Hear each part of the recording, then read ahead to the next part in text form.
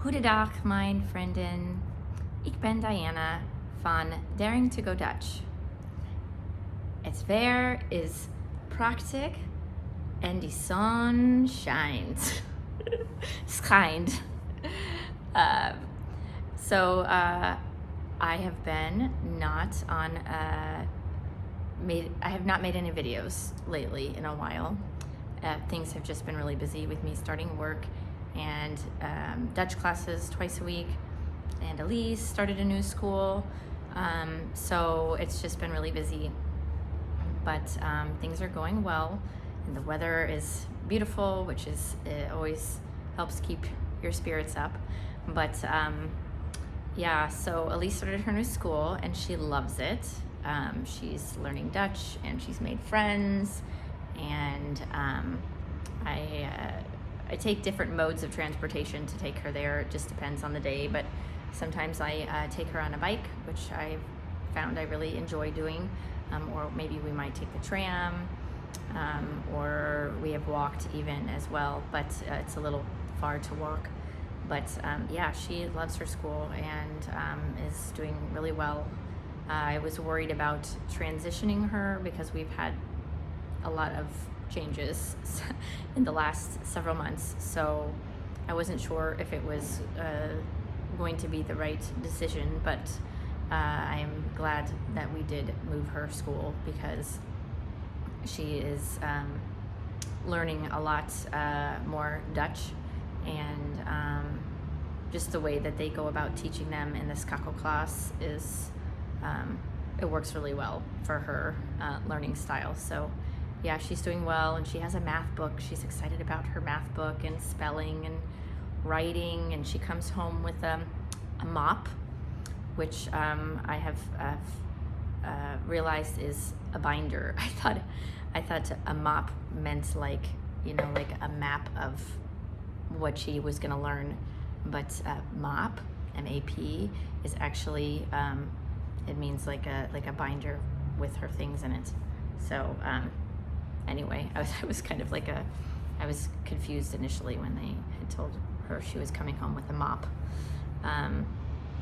But anyway, so she comes home with this map that has different lessons of words every week. So she had, last week was like words that had to do with transportation, and then she had words that had to do with the home and different things. So it's helping me too.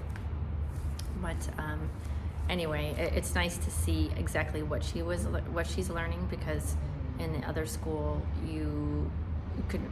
It was a nice school, but you couldn't tell what she was learning, and because she didn't know Dutch, I think she was missing a lot.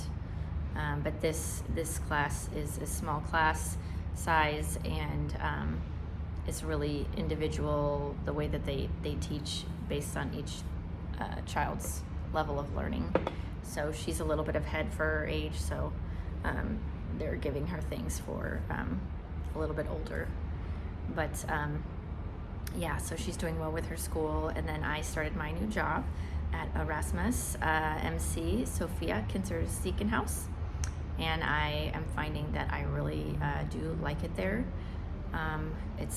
It's nice because it's literally like a 7-minute bike ride from my house. So I have been taking the bike to work, the feet, and I really enjoy doing that. So that it's nice because it's seriously just right down the road, which Michael gets a little bit jealous because he has to drive in traffic. So I promised when we moved here, oh, you won't have to worry about driving, and we can get rid of our cars, and the transportation system is good here. However, with his job is in a way where it's far from where we live, and so he has to commute, and there isn't really a good way to get there by public transport. So he was given a vehicle from his company, but then he has to deal with traffic, and then we had to buy like a parking garage spot, which took a while to find.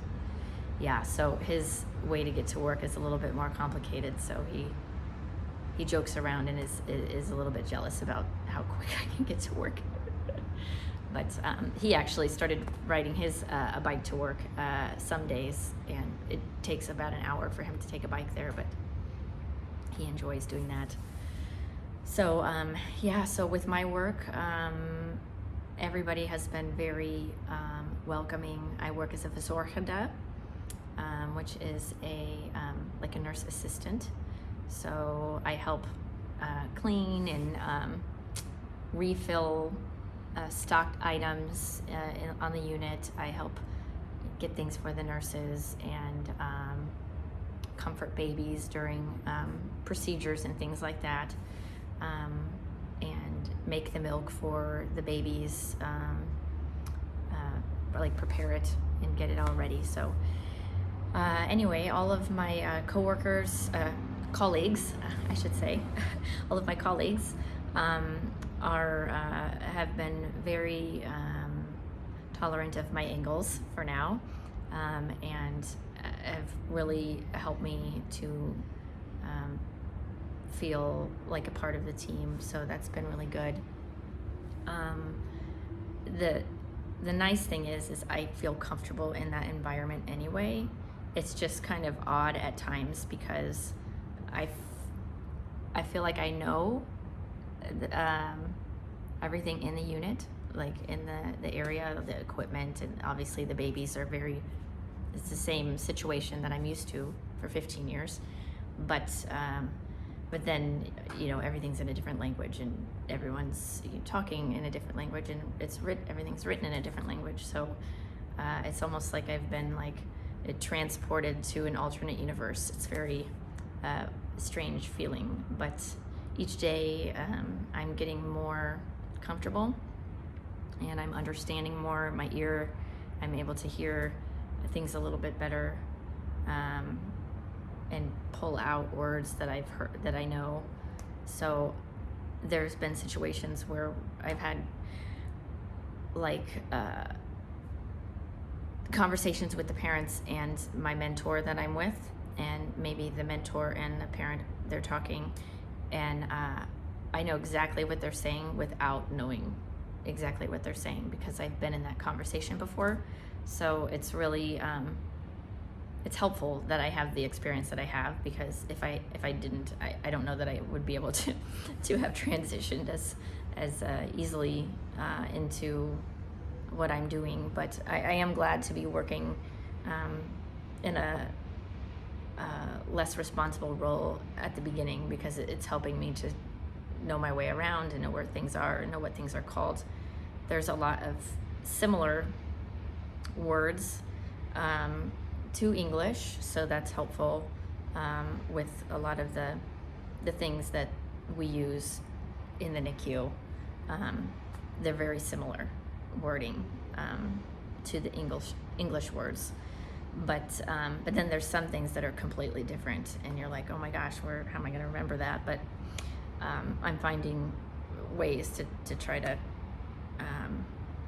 memorize the words, and everyone says that I'm doing well, so I'll just have to take their word for it. They say take your time to learn, but I want to learn as quick as I can, because I want to be able to be helpful and not feel like I'm in the way. But if they say I'm doing fine, then I suppose that I am. So anyway, yeah, I really like my job. And then I found out the other day that apparently I already have 70 hours of paid time off. So I'm starting to see to actually have now I'm seeing the benefits now of being here, because I didn't know when I would be able to accrue the amount of PTO to go on vacation, when we would be able to go on vacantie back to the US again. I didn't think we would be able to go anywhere till next year, but I was really happy. And my boss said my manager said that she enjoyed the surprised look on my face when she told me that I had 70 hours I needed to spend before the end of the year of my PTO. So she's like, make sure you plan your vacantie now, so that I can, schedule your time off. And I was like, I just started. Like, how do I have time off already? But she she said, you have this 70 hours. You need to take care of yourself. Make sure you take time off because you're not taking time off this summer. So, if the thought process here is if you take care of yourself and you take time off, then you're sick less and you can perform better at work. So I really like that philosophy, and I am happy to be working in Holland. So now I can plan my vacantie to visit family. I think we're gonna go in fall or winter vacantie, but so that was good news, because we rarely were able to go on vacation in the US. I feel like never. I don't know even when the last time I had a vacantie was, but work's going well. And Michael got a letter in the mail for his driver's license, has been approved. So because he has the Kennis migrant, the skilled migrant visa, he can exchange his driver's license, Indiana driver's license, for a Dutch license. So he went to the Gementee several weeks ago and exchanged his license, and then they had to check everything out, and then he just got the letter yesterday saying that he was approved, and they will be sending his license to be picked up in like 5 days. So, and then I did that last week, and because I'm in his family, I'm his wife, I can also exchange my driver's license without needing to take a test or anything. But we still have looked up, theory and things like that, and what the signs mean and everything. But we didn't have to take a test or anything like that. We just get to exchange it, and I think it was like 41 euros or something like that. So I will expect I'll be getting my driver's license here in the next few weeks, because I already put in to have mine done. So finally things are starting to come together. However, there was one piece of the puzzle that we needed to complete, and that was at our initial residence registration. They didn't have time to process our birth certificates, so they had made another appointment. But it's really difficult to get appointments, and so we had scheduled one. It was for like a month ago, because we have to have them in before July. So they had scheduled one for a month ago. Michael got out of work, Elyse got out of school, went to the Gementee. Well, we went on the way to the Gementee, and there was an accident, and so there was a lot of traffic, and we were going to be 10 minutes late. So I called. They said, "Nay, you can only be 5 minutes late.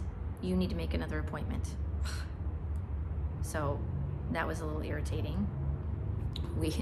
Because it takes forever to make an appointment. You can't just like make one for the next day or the next week. A lot of times it's a month or two ahead of time, and there's a time constraint here. Like, we have to have it done before July. So I was able to get an appointment for this past Tuesday. So Michael got out of work, got Elyse out of school, because they have to have all of us there to look at the birth certificates and our marriage license, because Elyse cannot get her child benefit unless they can prove who the parents are. So right now in the system, she's just listed as family. She has no parents listed. So it's kind of bureaucracy. I mean, we love it here, but there's just some frustrations with the paperwork that are a little bit frustrating. But anyway, so they're looking at our documents, and the birth certificates look great.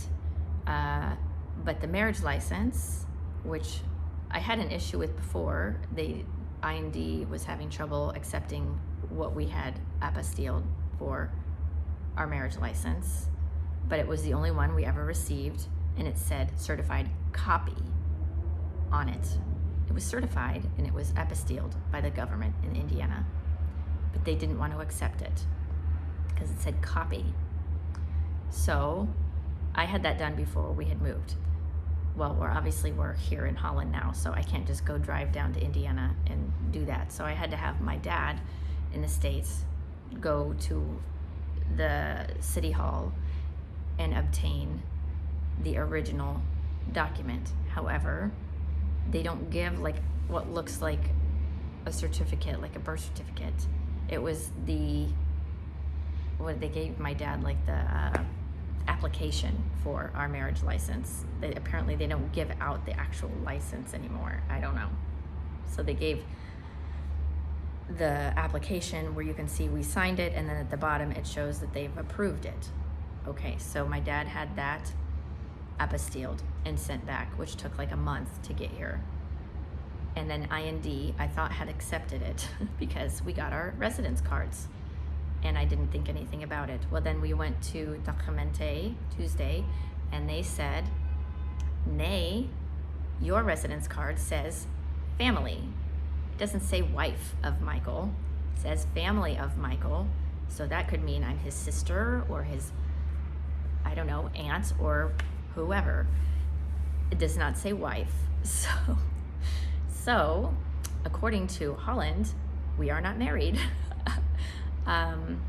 For now. I was understandably a little upset, and so I'm like trying to hold back my tears. I was kind of caught off guard by that, and it was a little bit upsetting to hear that they didn't see us as being married. And the other thing is that they said they needed to see the name change paper. I said, well, the name change paper is here. That's my marriage certificate. It says I was Diana Wilson and I married Michael Tayson. And so that is showing that I changed. And then I showed my social security card and my passport. Obviously it's changed now to Tayson. Why, I don't understand the problem. Well, apparently in Holland, which it's fine, that's, how things are done here, in Holland there is no name change. The wife doesn't have to take the name of the husband, which is fine. So if you did want to change your name, you can, but you have to put in for it, and then you would have a paper to show that you changed your name. But in the US, we don't have that paper. Unless you put in for like a formal name change that was, I don't know, that maybe you were completely changing your name. I don't know, but I don't have that. I just have the fact that I have my marriage certificate and my social security card. Now the government has switched it. So anyway, the lady at the Gementee, she said that she would make me an appointment at Centrum, because I was at like a smaller office, and maybe they would accept it there. Maybe, I don't know. So she had to put in for an emergency appointment for me to go to the Gementee next week to get that done.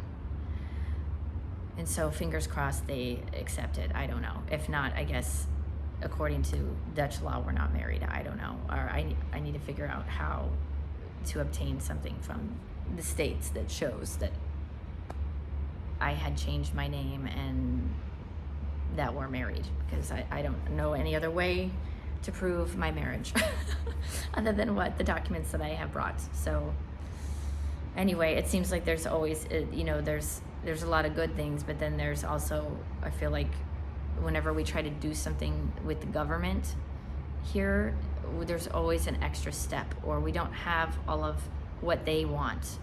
There's always like a hiccup in the process. So that can be a little bit frustrating. But anyway, other than that, things are going well. The weather has been just gorgeous the last several days, so that's really helped with mood and just being able to get out and do stuff.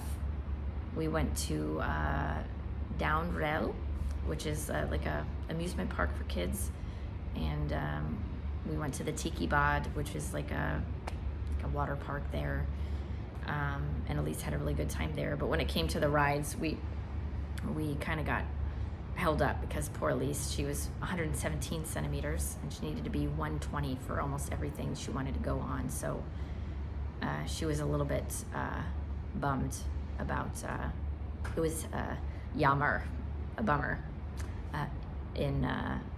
to not be able to go on the rides that she wanted to go on. So we told her when she turned 120 centimeters, when she got up to that height, that we would plan a fun day and we would go there to celebrate her getting to be 120 centimeters tall. So anyway, yeah, we've been getting out and walking around and enjoying our new home, and yeah, things are going well. Now it's time to prepare for me to ha naar de nonnen, go to the nuns in August. I will be going to the nuns for a week. Erasmus is paying for me to go, and I will be in intensive Dutch, and hopefully I will come out and be able to praten Nederlands well. I asked my Dutch teacher for the class that I'm in now twice a week, realistically, how high of a level does she think I will be after the nuns? And I was happily surprised that she thinks that I could get to a B2 possibly after that week with what I know now. So, and honestly, I haven't really had a lot of time to invest in studying. Things have just been too busy. So I feel like what I know now, not even having time to study, that being able to focus all day, every day for 5 days at this language institute, that I would be able to learn pretty quickly. So I'm hoping that I am correct on that. So anyway, I also think I'm going to do a video while I'm there, showing the grounds of the institute and explaining how things work there, because I feel like maybe it might help other people decide if they want to take language class there. From what I see, it looks beautiful, and it looks like there is a really good learning environment and process for learning Dutch. So hopefully I am correct in that. Another video coming up soon. I had met a friend who is a nurse here, and has lived here for 20 years. She's a nurse from the US and went through the same process I did, although it was 20 years ago, so it was even more difficult because she didn't have the technology that we have today with the Google Translate and everything. But anyway, I went with her, she teaches at Erasmus. I went with her to different medical places around because her class was doing some kind of presentations. Anyway, one of them was at the CIJ at the Bibliothek in Rotterdam Centrum, and that is where children go to get like checkup, not a checkup, but to they monitor their growth and make sure that everything's going well with them health-wise and everything. There's a nurse that follows them. They can get their vaccinations and everything. And so I had talked to a nurse there about maybe doing a vlog regarding child health care and things like that, how it works here. So I will be doing a video at some point toward the end of the month. I'll post one that has to do with that, because Elyse has an appointment on the 20th, and so we're going to videotape during that appointment, and then I'll just need to put it together and post it. But I thought maybe it would be interesting for people to see how things work here in regards to child health care here. Yeah, because all of the children's health care under 18 children get free health benefits. And actually, one of the things that also Elyse is getting some special shoes because her feet kind of turn in a little bit. So she's been going to physiotherapy, and normally it would be $500 for or 500 euros for those shoes, but because of the health benefits, there's a set price for those, and it's like 65 euros. So yeah, the healthcare here is set up very well, and so I'll do a video based on that coming up here soon.